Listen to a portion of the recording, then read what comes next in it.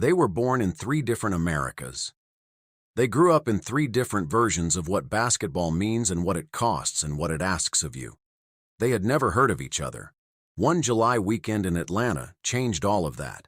This is the story of the decision nobody talks about. If you grew up playing basketball in Harlem, you did not just learn the game on a court. That is the culture a kid from Harlem steps into when he picks up a basketball. It is not pressure in the way outsiders describe it. It is inheritance. The court is already loaded with meaning before you touch the ball. So when you watch a kid from Harlem step onto a floor anywhere in the country, understand that he is not playing for himself alone. He is playing for every conversation that court has already had.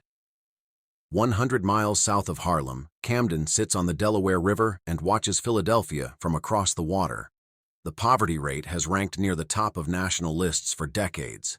You could go left or you could go right, and both options have real consequences, and neither one is guaranteed to work out. Now go 800 miles west of Camden and find a city that the basketball world mostly does not think about at all.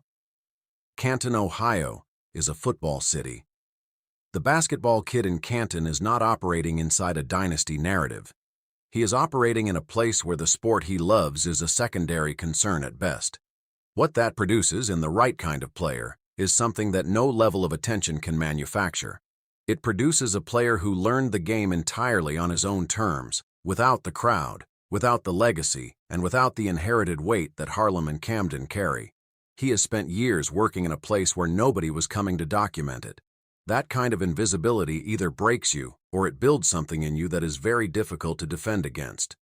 3 courts, 3 sets of rules, 3 ways of understanding what the game actually is, and one moment in July where all of it came together in a way that none of them could have scripted. That is not a story about basketball. That is a story about what basketball has always been to some, which is a proving grounds and a rites of passage ritual, all for the love of the game.